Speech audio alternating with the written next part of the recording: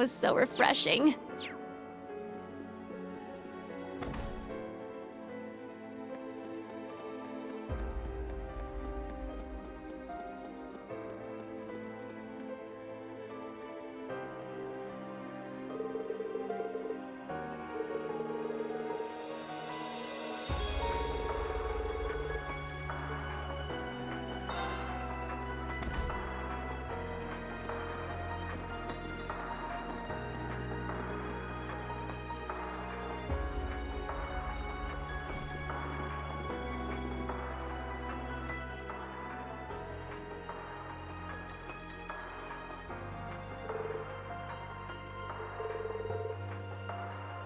So, you've arrived at last.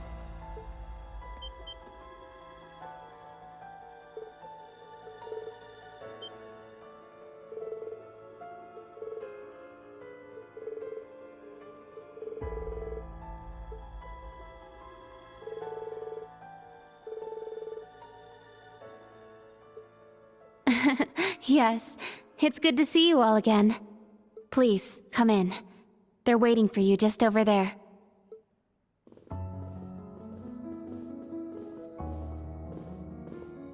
Ah, I'm glad you all finally made it. The Church has decided this issue now merits the attention of the Congregation for the Sacraments. As such, the Archbishop and all the staff here have been moved to another location.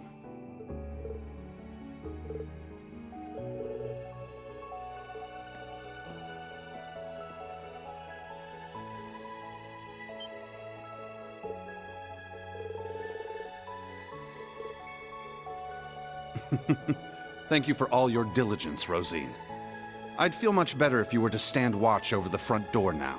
Just in— Yes, understood. Leave it to me.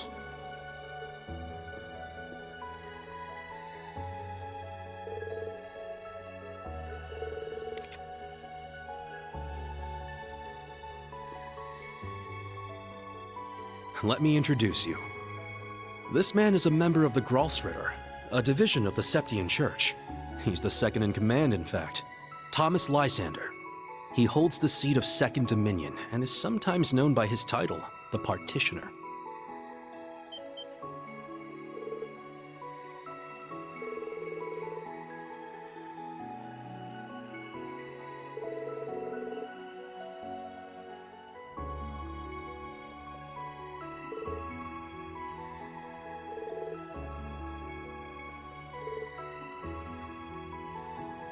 Now allow me to introduce you.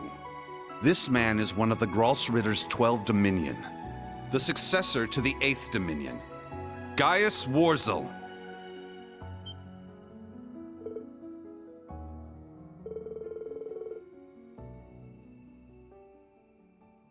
Yeah, a lot happened all at once. After graduating from Thors, I returned to Nord and began observing the struggle between Erebonia and Calvard. However, I began to feel something dark and sinister carried on the winds of the plateaus. I consulted my father and the chief, and eventually my old teacher, Father Barkhorn, came to visit.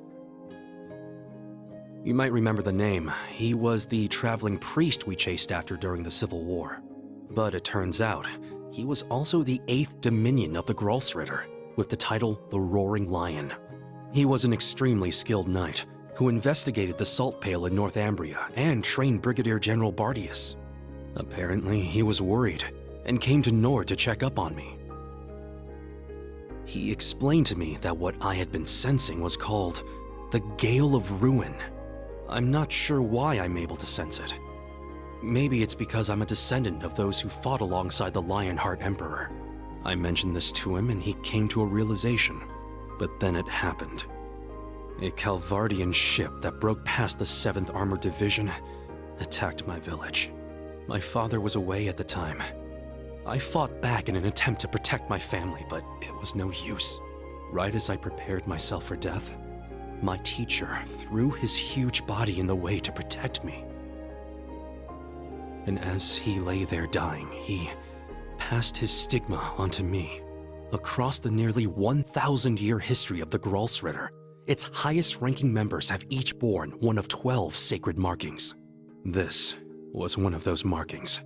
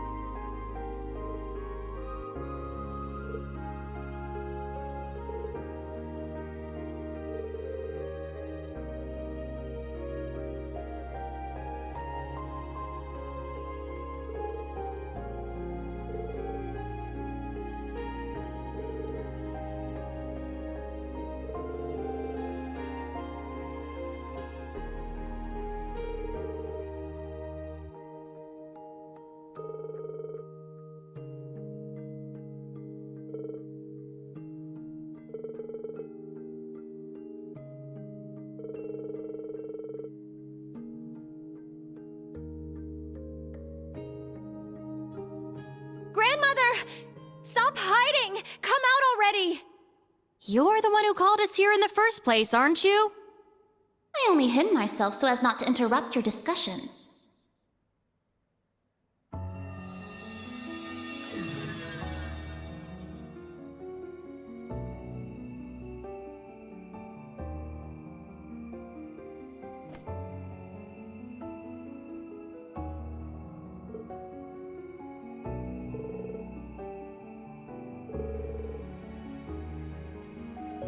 Indeed. But you may simply call me Rose. I had you all gather here for one reason.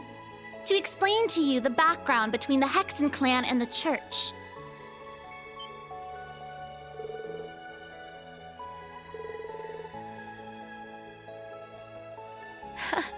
It's not as though we don't believe in Adios. There have been some differences in opinion over the years, but we and the Church have worked together on a number of occasions. For example, during the War of the Lions, or the vampire incident in the Middle Ages. Not to mention the fight against the Dark Dragon 800 years ago. But all that was just Rose sticking her nose into other people's business.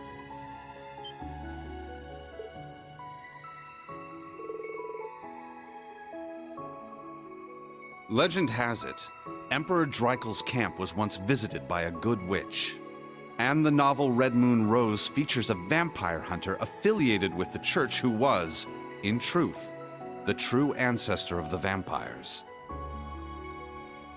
The woman you now see before you was both of these people, even if she looks a bit different.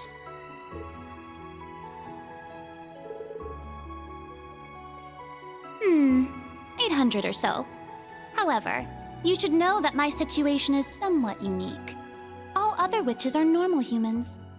Except, of course, for the fact that they are all descendants of those who once guarded the Septarian of Fire.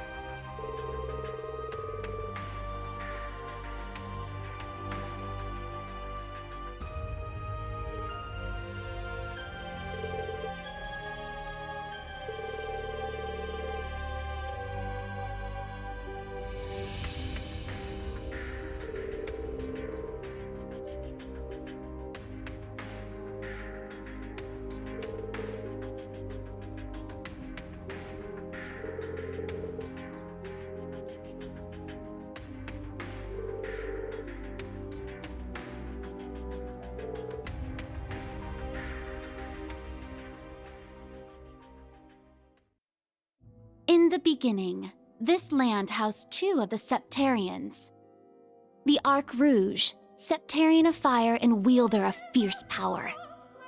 The Lost Zem, Septarian of earth and bearer of unyielding endurance. Each assumed the form of a colossal guardian and went about granting boons and performing miracles for its people. For a few centuries, the land of Erebonia prospered, but eventually, its people began to vie for power and control.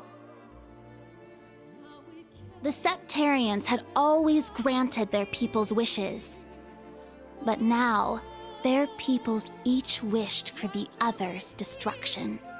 And so, the two colossi began fighting. Their battle ravaged the earth and split the sky, devastating the entire region. The humans tried to stop them, but it was in vain. The Septarians' fight continued 1,000 days, scorching the land black. When the battle ended at long last, it was a tie. Exhausting their power in one final strike, the two Septarians were blown away, left as nothing but empty shells. Yet the tale did not end there. The power expelled by each Septarian collided and became one, resulting in the creation of an entirely new entity. The Great One, the Septarian of Steel. It was an existence created from the union of fire and earth. It was beyond anything else in this realm. It was the ultimate source of power. Though things seemed fine at first, the survivors of the war soon realized the eternal conflict within it. They knew this conflict would cause it to grow ever more unstable, and that it was not something that could be handled by mankind. With the Holy Beast's assistance, the kins of fire and earth joined together to see the Great One sealed away. However, each of their attempts ended in failure. Left with no other options, they resorted to their final plan. The Great One would remain whole in the higher plane, yet its physical incarnation in this world split into numerous shards. It was this final gambit that saw disaster averted. Indeed, their combined efforts bore fruit. The Kin of Earth created 7 vessels, while the Kin of Fire split the Great One's power and infused each vessel with a part of it. 7 dolls in the form of knights, each bearing the Great One's power, the Divine Knights.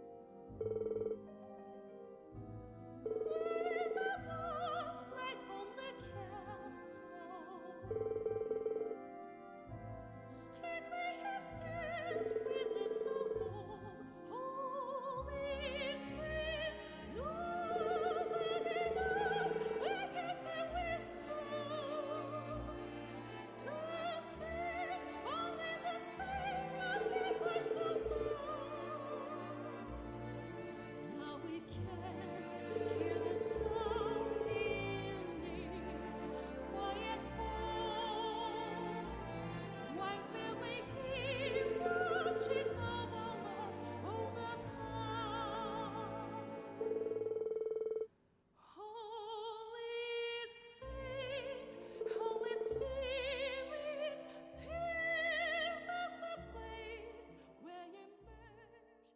900 years ago, Heimdall was a small city of only about 50,000 people. However, it was one of the burgeoning centers of culture for the region. The Septian Church had finished construction on the Heimdall Cathedral, and there were plans to develop the city even further. But it was then the Dark Dragon appeared, blanketing Heimdall in miasma and transforming it into a city of the dead. Emperor Astorius chose to lead his people south and made St. Ark the new capital of Erebonia. In helping Emperor Astorius deal with this crisis, the Hexen clan and gnomes each suffered substantial losses. The Hexen clan lost its elder, and the gnomes their holy beast. And so ended their alliance. The final time they spoke would be a century later. It was when Emperor Hector awakened the Vermilion Knight to reclaim Heimdall from the Dark Dragon. He did so at the urging of the chief of the gnomes and the new elder of the Hexen clan, myself. However, the Emperor fell to the Dark Dragon's miasma, and the Vermilion Knight to its curse. The Emperor's son had the chief of the gnomes and myself seal the cursed knight deep below the Imperial Palace. That would be the last act our two clans performed together. I do not know why, but the gnomes cut off contact with our clan and hid themselves away.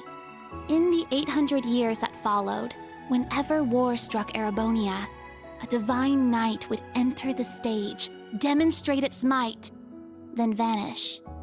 I was certain the gnomes were involved, yet all we could do was guide awakeners on the proper course.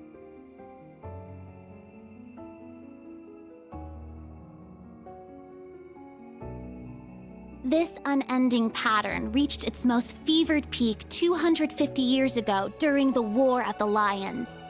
The false Emperor Orthros unearthed the cursed Vermilion Knight, and a mercenary under Prince Lucius' employ awakened the Palatinate Knight.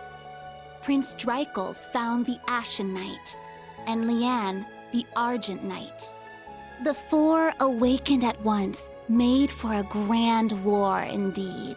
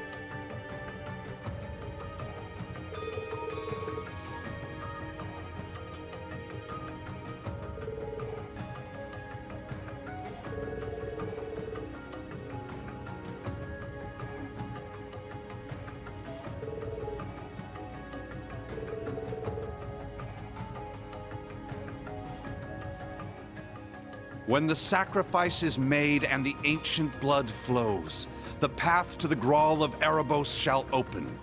When the tainted holy beast is pierced by the blade of World's End, and its blood fills the Grawl, the great twilight shall fall upon the land.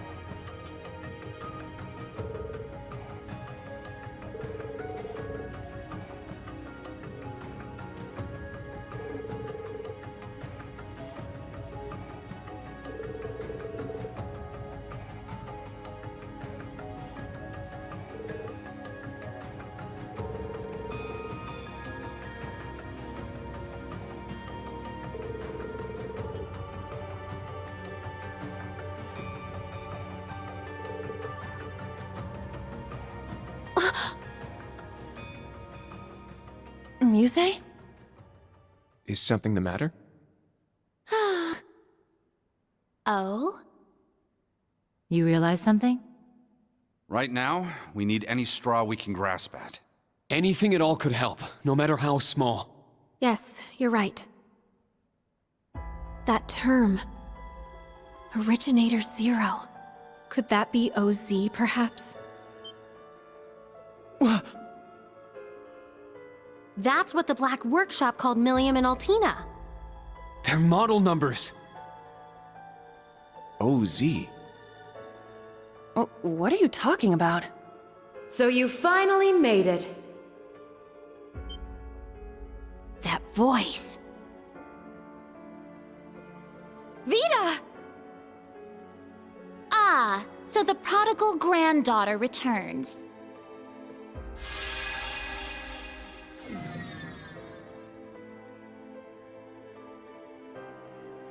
Misty, Vita! I heard you had been acting on your own. Nice to see you again, Grandmother. Emma, Celine, and Class 7, too. And thank you for mediating, Mr. Lysander. Oh, don't even mention it. It always breaks my heart to see a family torn apart so. Vita! Why? You really don't plan on ever coming back, do you? That's correct. As I said before, my allegiance will forever lie with the Grandmaster. I can't return to you and Grandmother. I can never go back to the way I used to be. Just like the Steel Maiden.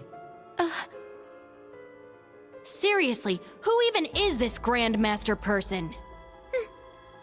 have no clue. But it is clear she is quite taken with them. So do tell, Vita.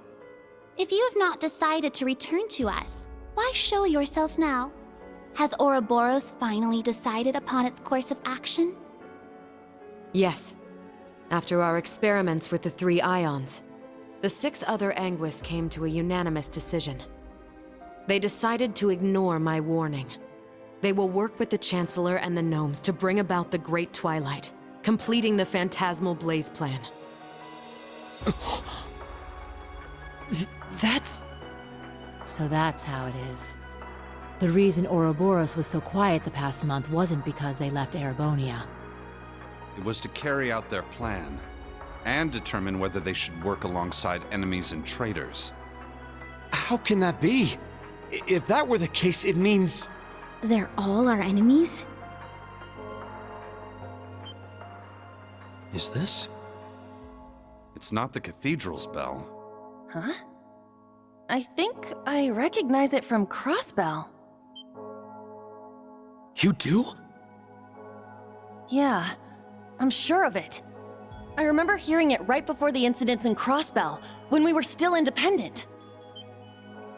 Oh! The one from the museum! The bell from Stargazer's tower? But the sound's coming from a different direction than the museum. The Phantasmal Blaze plan. What a fitting name. I wonder how much of this she foresaw. That is quite enough mumbling to yourself. If you know what is going on, show us! It'll be a bit tough without Grianos. I'll need your help, Grandmother. Emma, Celine, you too. Yes! Ugh, I'm not your slave.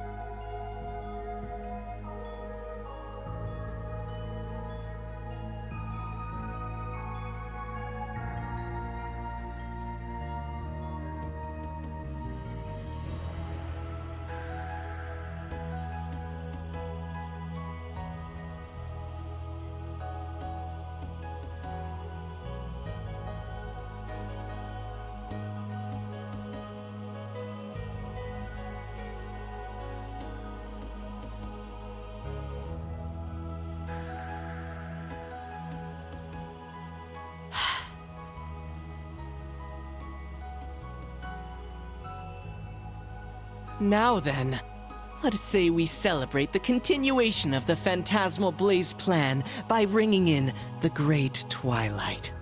I, Enforcer number 0, the Fool, shall play the opening note.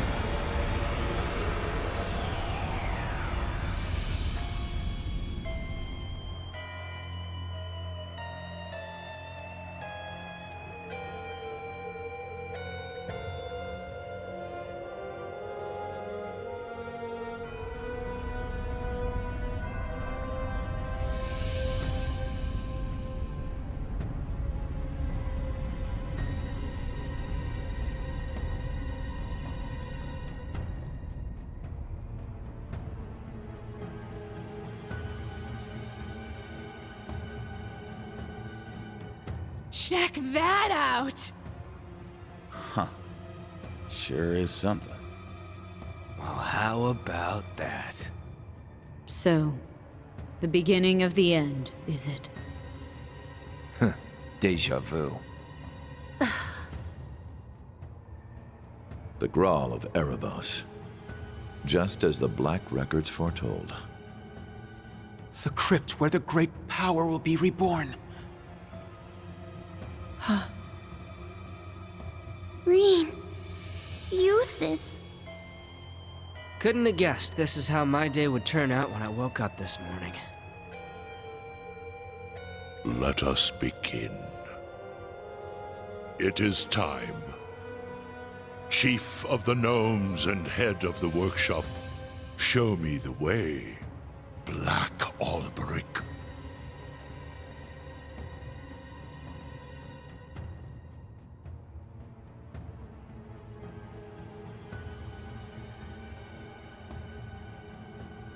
As you wish, my lord.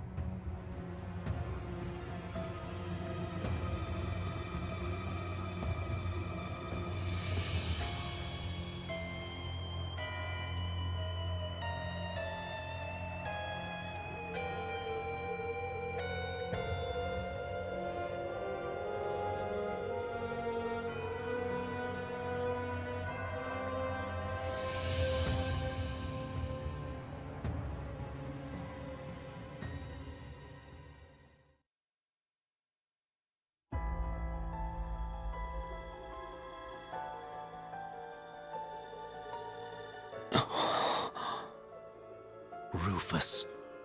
Millium. Was that... Allie? Yes. But why? Boss, Zeno, and Leo. Azure Siegfried. And that guy in the lab coat, isn't that... The Blazing Demon and the Fool were there as well. So that's the maiden. Why?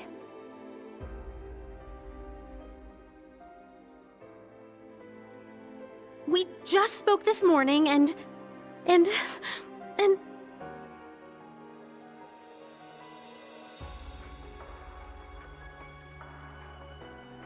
What's going on?! Lisa. That man's name was Lumen or something like that, right? His hair looked different. Franz Lumen, the first disciple of G. Schmidt, and the deceased husband of the Reinford Group's chairman, also known as Franz Reinford. Ah, so he has been lurking in the shadows these past 20 years. Yes. Perhaps for the sake of working with the Chancellor, to engineer this very moment. Elisa. Snap out of it! Now's not the time! As a bracer, I can't just sit here and let them pull off whatever that Twilight crap is they're planning. How about all of you? She's right. We can't stop here. We gathered together to do whatever we could to help. Our goal remains unchanged. Yep, true. Elisa, let's go. Yeah. Well, Vita, what will you do now? Well, I'd like to charge in there alongside the rest of you, mostly out of spite. Unfortunately, I suspect things won't be quite that easy. What do you... Something's... There's a turbulent swirl in the mana. Was that? I believe so.